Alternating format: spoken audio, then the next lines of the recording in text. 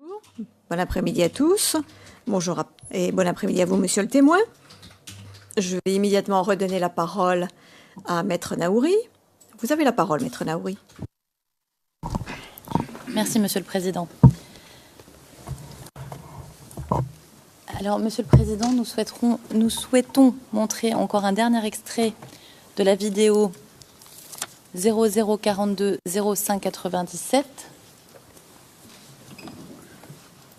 Est-ce que nous pouvons la montrer en public ou devons-nous passer à huis clos?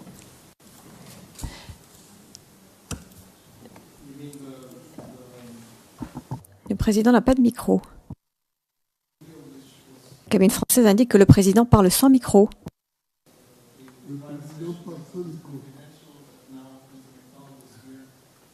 Les interprètes n'entendent pas le président qui parle sans micro.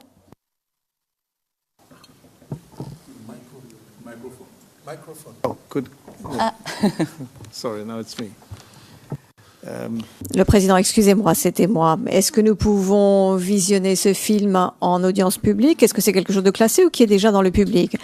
Monsieur Lady, nous n'avons aucune opposition à ce que ces extraits de vidéo soient classés comme étant public, mais le reste de la vidéo et les extraits supplémentaires, nous souhaiterions que cela reste confidentiel, y compris les lieux et que tout ceci reste protégé, que tout ceci reste ne soit pas du domaine du public, car la maison du témoin est protégée.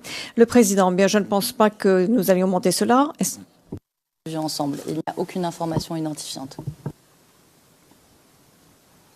OK. Le président, merci. Donc nous pouvons montrer le film, visionner le film. Donc nous allons reclasser tout ce qui a été montré jusqu'à maintenant et ensuite nous passerons en audience publique avec ces derniers extraits. Mais c'est de votre responsabilité à ce moment-là, parce que s'il y a quelque chose qui révèle, je vous laisse en juger par. Donc, nous allons vous montrer un extrait de la dernière vidéo que nous avons regardée ensemble avant la pause. Il s'agit du timecode 28 minutes et 50 secondes à 1h30 minutes et 46 secondes.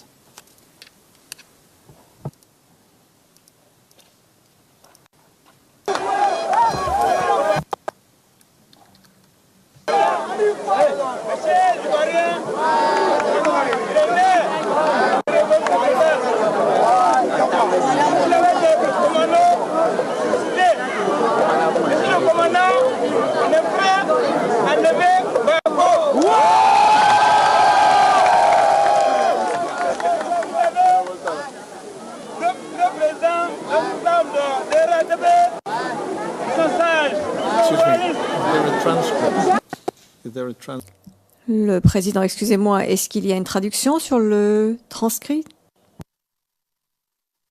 C'est le numéro CIV D15 0004 24 34.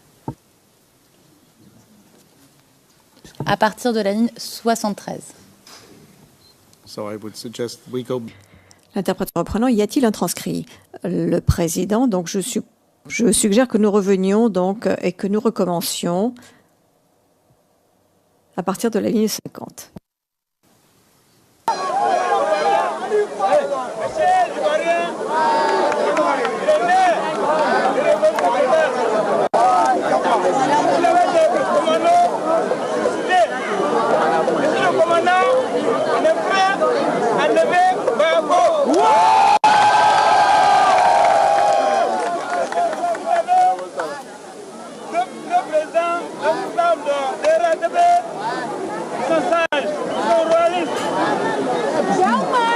On ne va pas quelqu'un.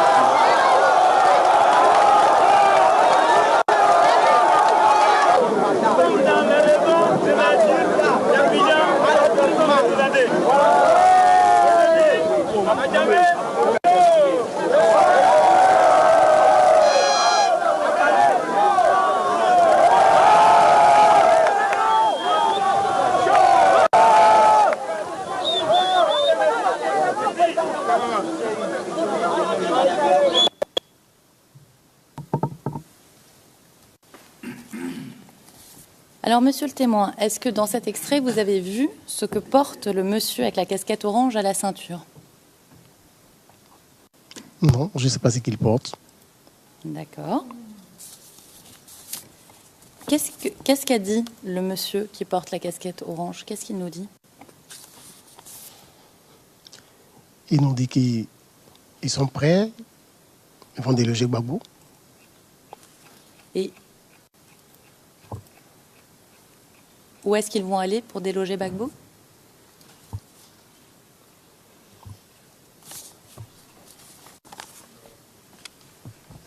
Well, we do all understand, right? We do all understand. Le président, nous comprenons tous. L'accusation, objection, nous n'avons pas de fondement. Et nous ne savons pas que si le témoin a déjà des connaissances personnelles de cette vidéo. Le président, est-ce que vous avez déjà été là, à cet endroit, à l'époque? J'étais là. Have you ever seen? Avez-vous jamais vu cette vidéo auparavant? Je vois cette Ok. vidéo. Président, bien. C'est tout. Juste pour confirmer, monsieur le témoin, vous connaissez Yacouba Tioté qui est sur cette vidéo, n'est-ce pas? Le début de la vidéo. D'accord. Seulement que le mandat de président de la PAFEMA doit faire 3 ans et renouvelable.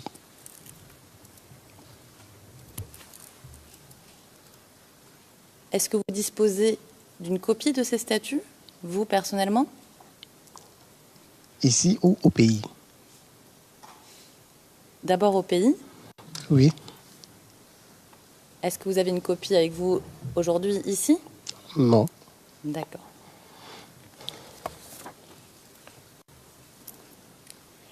Est-ce que des personnes qui ont été blessées le 3 mars 2011 sont membres de cette association? Non. Est-ce que les membres de votre association disposent d'une carte de membre? Pour le moment, non. D'accord. Est-ce que certains membres de votre association travaillent pour d'autres associations? Non. D'accord. Alors, monsieur le témoin, au paragraphe 24 de votre déclaration, et on en a parlé ce matin quand le représentant du bureau du procureur vous a interrogé, vous dites avoir reçu le soutien d'une ONG ivoirienne. Et vous nous avez dit ce matin qu'il s'agissait d'SOS Femmes d'Abobo.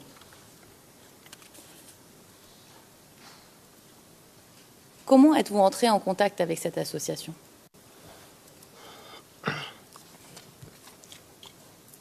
Cette association est venue à Abidjan, est passée par la mairie, les membres de la mairie pour nous joindre. Est-ce que la mairie d'Abobo vous a mis en contact avec d'autres associations?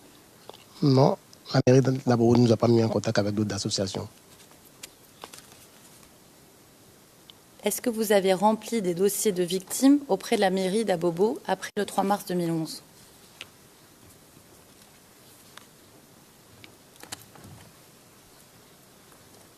Oui. For the SEC, Non, non. like these application forms, or for the Le président, des formulaires de demande pour les victimes ou pour la Cour pénale? FEMA. Le président, mais pour la PAFEMA. Est-ce que la PAFEMA a aidé les familles, membres de la PAFEMA bien évidemment, dans leur démarche administrative et la constitution de dossiers de victimes? Non.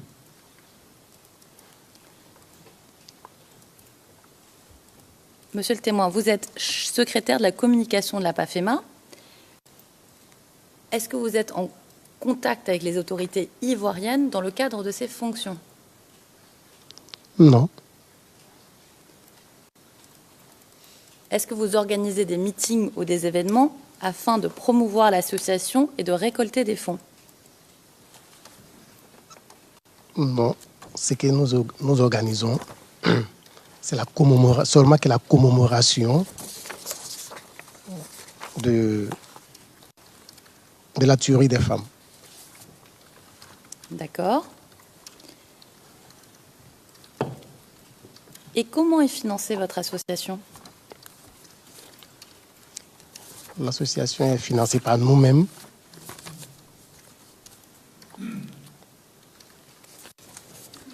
Est-ce que vous obtenez des financements de personnes extérieures, des mécènes, du privé, du public? Jamais. D'accord. Alors, revenons un instant à l'association SOS Femmes d'Abobo. Il y a une cérémonie qui a donné lieu à la remise des 100 000 francs CFA pour les familles des victimes de la marche, n'est-ce pas? Oui. D'accord. Alors, monsieur le témoin, je vais vous montrer une dernière vidéo.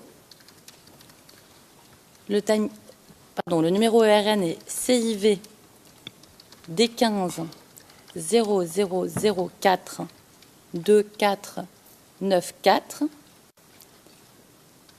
Timecode de 0 secondes à 1 minute 2.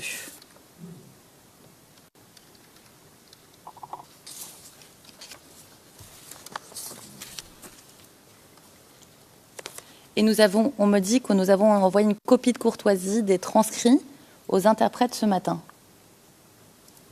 de cette vidéo.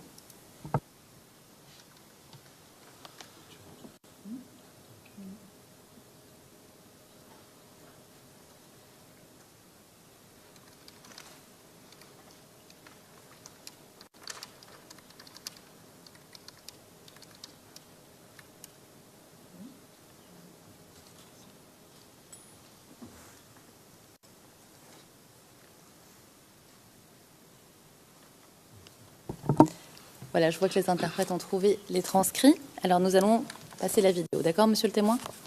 Oui, d'accord. Abobo, au cours de la crise, ont reçu un don d'environ 1 million de francs de l'association SOS Femmes d'Abobo. Quant au maire du plateau Noël Akossi Benjo, il a offert 6 tonnes de sucre à la communauté musulmane de sa commune. Reportage Patricia Oumou, Etia. L'association SOS Femmes d'Abobo, présidée par Diomandé Mariam Nadej, a fait un don aux familles des 7 femmes tuées lors de la crise post-électorale. C'est environ 1 million de francs CFA que la...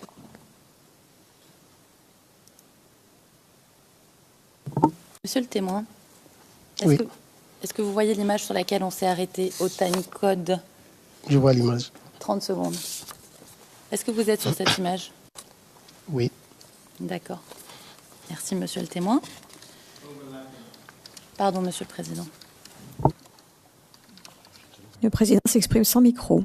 La cabine française ne peut l'entendre.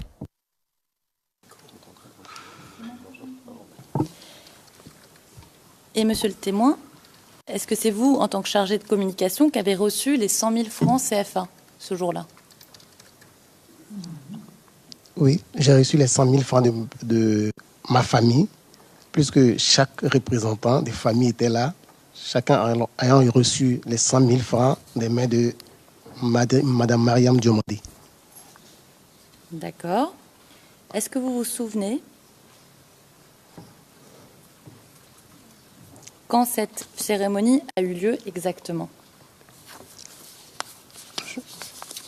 Je pense que cette cérémonie a eu lieu dans le mois d'août 2011. D'accord.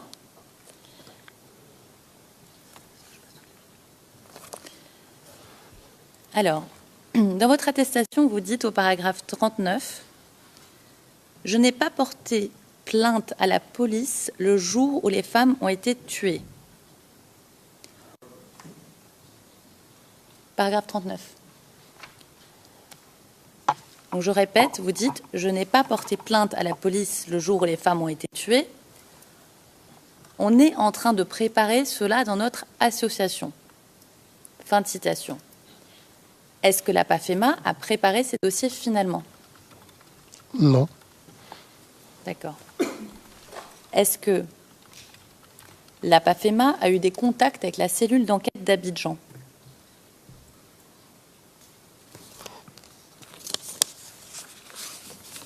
chaque membre de la PAFEMA est allé individuellement aller prendre contact avec la cellule spéciale d'enquête. D'accord. Alors, je voudrais juste revenir brièvement sur l'AIMEDH, puisque la représentante légale des victimes, et c'est les pages 24 à 25 des transcrits d'aujourd'hui, vous a interrogé sur l'AIMEDH et sur la LIDO. Et dans votre attestation, il y a écrit, paragraphe 38, « J'ai aussi donné mon témoignage au MIDH et à l'unité des victimes de guerre, à la cellule spéciale d'enquête à Angrais. C'est nous qui me sommes allés chercher à avoir contact avec la MIDH et à échanger avec eux aux deux plateaux. » Fin de citation. Alors, est-ce que ce paragraphe est correct? Ce paragraphe n'est pas correct. He said this already. Le président, il l'a déjà dit. Mais vous aviez relu votre attestation avant de venir ici, n'est-ce pas? Oui. Pourquoi ne pas avoir dit que ce paragraphe était incorrect? C'était déjà dans les fichiers, donc j'ai attendu que je sois présent pour dire que ce n'est pas correct. D'accord. Est-ce que vous connaissez M. Zoro Bibalo, ancien président et fondateur de la MIDH? Monsieur Zorobi Balo,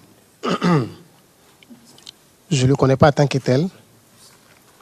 Je l'ai vu à la télé en 1999 où il avait établi un certificat de nationalité à Monsieur le Président Alassane Ouattara. C'est à ce moment que j'ai entendu bien parler des Zorobi, sinon je ne l'ai jamais vu de face. D'accord. Et, monsieur le témoin, comment êtes-vous entré en contact avec le bureau du procureur?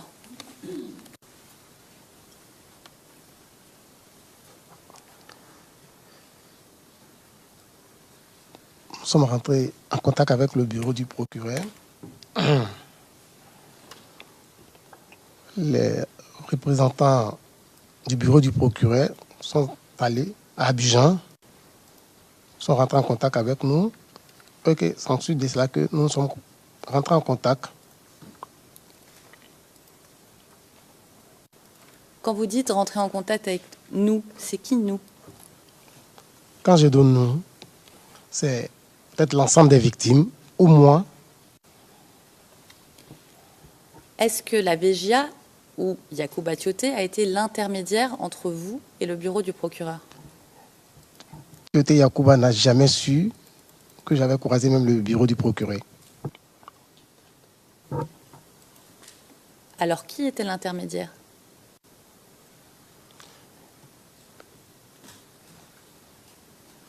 L'intermédiaire, il n'y avait pas d'intermédiaire. Le bureau du procureur est arrivé à Abidjan sur place. Ils sont rentrés en contact avec moi. Voilà. Comment sont-ils entrés en contact avec vous, monsieur le témoin? Do you know?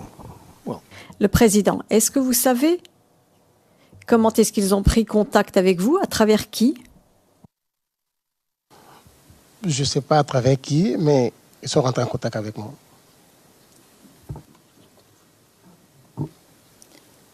Ils vous ont téléphoné? Oui. Et vous ne savez pas comment ils ont obtenu votre numéro?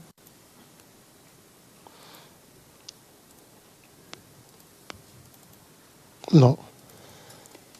D'accord. Est-ce que vous avez aidé des personnes à devenir témoins du procureur? Non.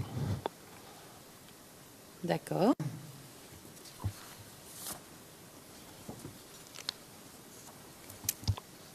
Dernier point, monsieur le témoin.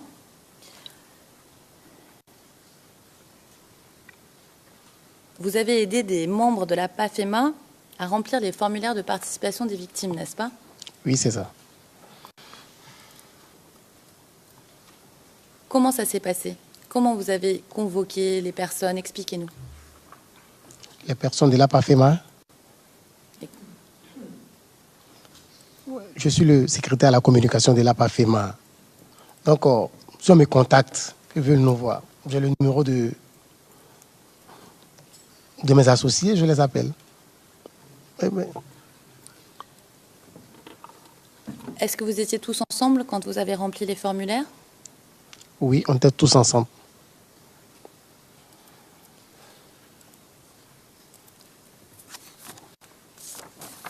Merci, monsieur. Merci, monsieur le témoin.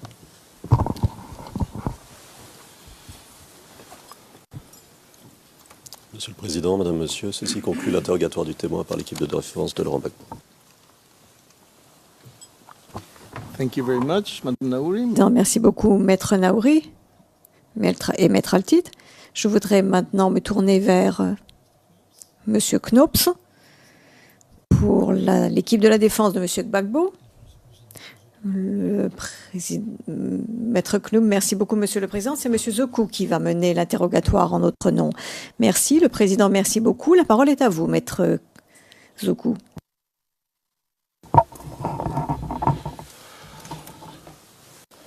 Bonjour, Monsieur le Président. Bonjour, Mesdames et Messieurs de la Cour. Bonjour, Monsieur le témoin. Bonjour.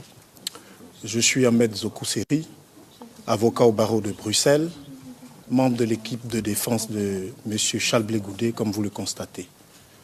Je vais vous poser quelques questions de précision auxquelles je vous saurai gré de répondre de façon la plus concise possible. Monsieur le témoin, le 25 mars 2005, vous avez fait cas d'une manifestation. Où étiez-vous précisément au moment de ces manifestations? S'il vous plaît, c'était le 25 mars 2004 au lieu de 2005. 2004, oui, pardon. J'étais à la marche.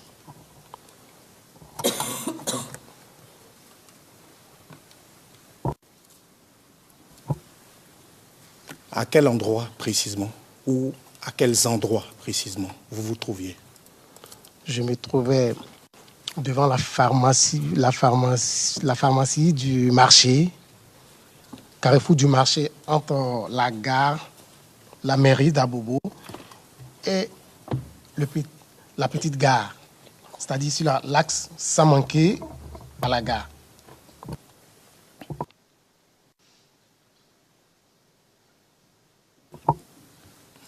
D'accord. Vous avez fait cas d'une blessure qui vous a été infligée ce jour-là. Pouvez-vous me dire, lorsque vous avez été blessé, est-ce que vous avez fait constater cela, notamment par un médecin? Je dirais oui.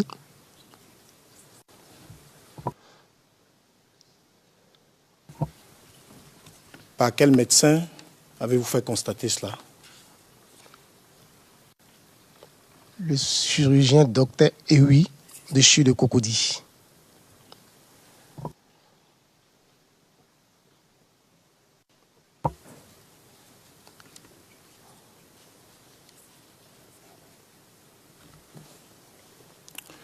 Donc vous avez été blessé à Bobo et où?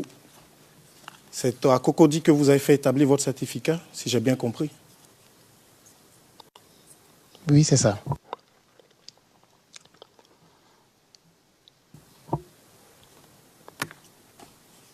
Et c'est à quel moment, consécutivement à la blessure, que vous avez fait établir le dit certificat? Lors de la blessure, en fait, Abobo même était devenu un champ de bataille. En 2004, 25 mars 2004, le juge était blessé. Abobo était vraiment totalement sur le feu. Donc, j'ai dormi comme ça avec la balle. Le lendemain, mon grand frère Kita Yopo est venu me chercher avec l'aide de ses amis corps habillés pour pouvoir m'envoyer au CHU Cocody. Sinon, on ne pouvait pas aller dans les autres hôpitaux d'Abobo.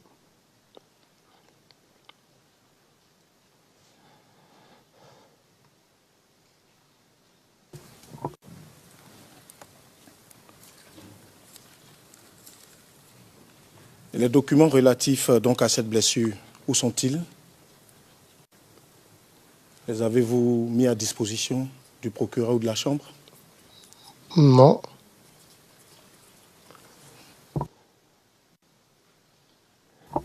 Je vous remercie, monsieur le témoin. Je vais continuer rapidement sur ce point.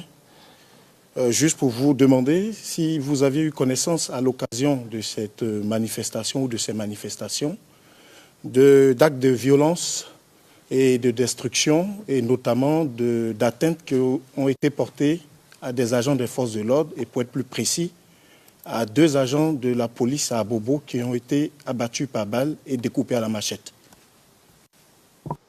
En 2004, là? Oui. Je ne sais pas.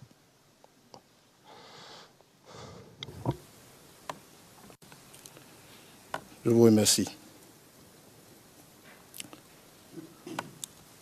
Monsieur le témoin, au paragraphe 82 de votre déclaration, vous déclarez que le 10 mars, vous êtes allé à la morgue de Trècheville avec le papa de Ouattara Rokia.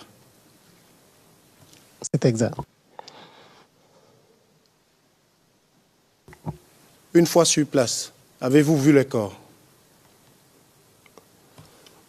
Non, on n'avait pas vu les corps.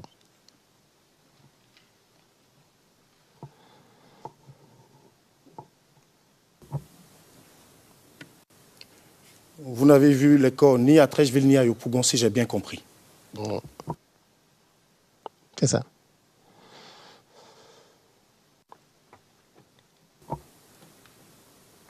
On est bien d'accord pour dire qu'il s'agissait des corps qui auraient été transportés par la Croix-Rouge. C'est bien ça? C'est ce que j'aurais appris.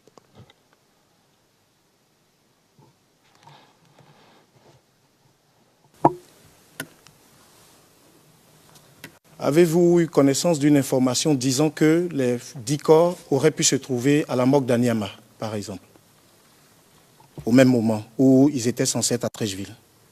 Non.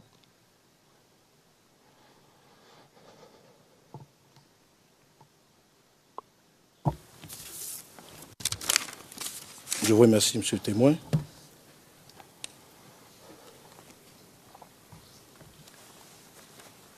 Monsieur le témoin, êtes-vous en mesure de faire la différence entre les tirs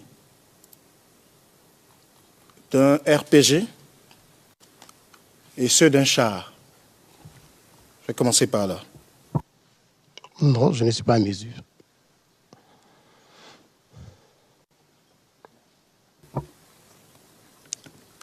Dans quelle mesure déclarez-vous alors que le bruit que vous avez entendu était celui d'une arme lourde et que ce n'était pas celui ni d'une Kalachnikov ni d'un RPG? J'ai dit seulement que le tir que j'avais attendu était un tir à l'arme lourde.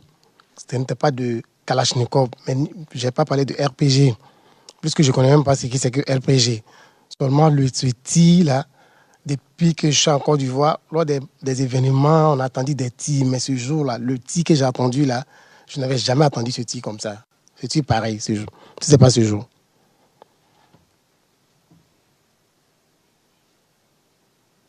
Un instant, s'il vous plaît.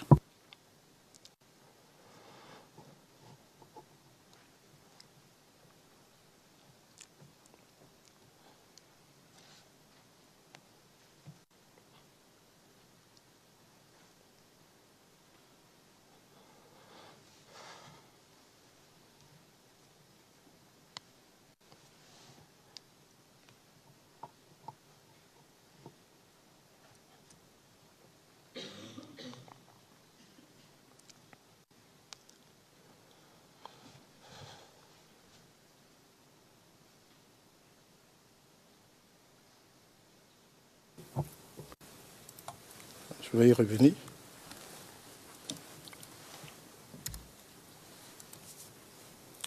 Alors, monsieur le témoin, vous avez qualifié la marche des dames du 3 mars de marche pacifique.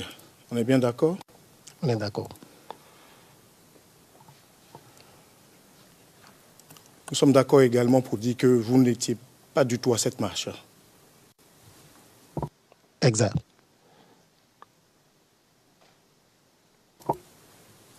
Vous comprendrez que je vous interroge sur le fait de savoir. Oui. No, Une minute. Mon interprète avait oublié son micro, pas de problème. understand, but C'est compréhensible.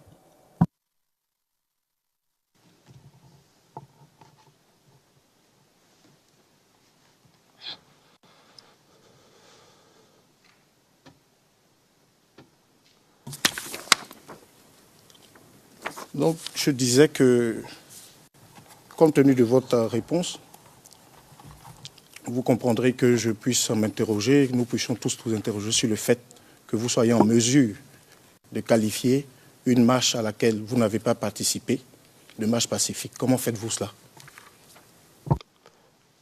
Cette marche a été organisée par les femmes. Donc je pense qu'avec les femmes, c'est seulement que la marche pacifique.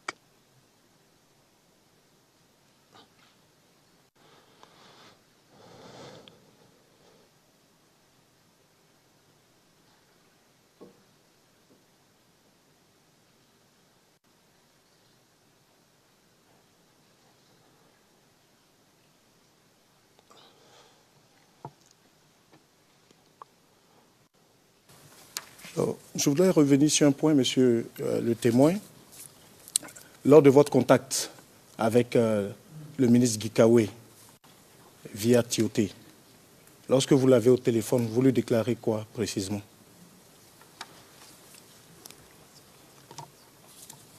C'est Tioté qui lui avait déclaré que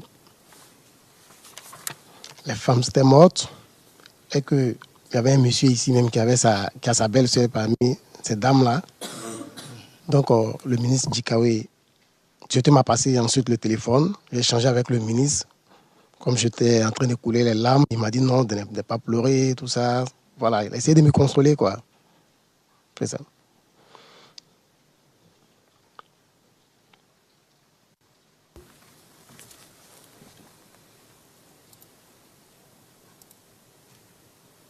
Savez-vous si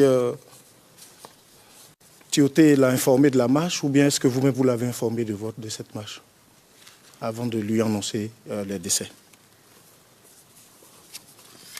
Je n'avais pas son contact, donc je ne l'ai pas annoncé je ne l'ai pas prévenu de la marche. Je précise. D'accord. Lorsque vous l'avez eu au téléphone, avant de lui dire que les femmes sont mortes, avez-vous eu à lui dire qu'il y avait une marche? Ou bien Tioté le lui avait-il dit? Peut-être que Tioté lui avait-il dit, puisque c'était une marche du RHDP. Donc je pense que tout compte fait, comme il ne faisait pas de la campagne présidentielle, il était le directeur de campagne du RHDP, je sais qu'il était au courant de la marche. Ok.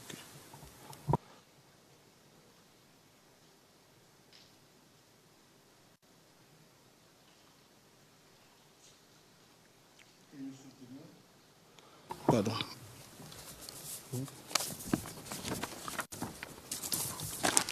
Donc, monsieur le témoin, voilà, j'en ai fini avec les questions et les précisions dont j'avais besoin. Je vous remercie. Merci. Monsieur le Président, l'équipe de Charles Blé Goudé en a fini avec les questions. Merci. thank you very much. Merci beaucoup. Je rends la parole maintenant au représentant du bureau du procureur. Avez-vous des questions supplémentaires? Monsieur Lady, pas de questions supplémentaires. Le président, bien, monsieur le témoin, vous serez content de savoir que votre témoignage ici est terminé.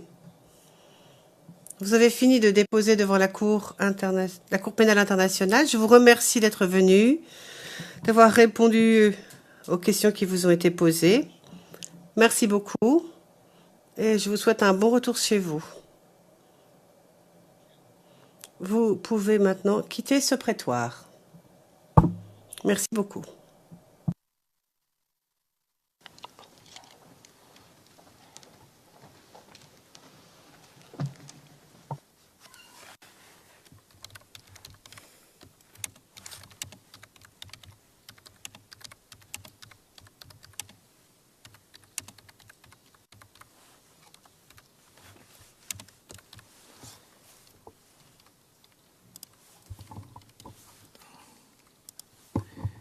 This concludes today's.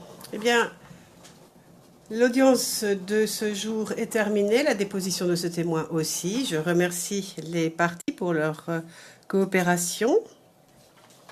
Et donc, nous levons la séance et nous reprendrons lundi à 9h30 avec le prochain témoin, témoin 237.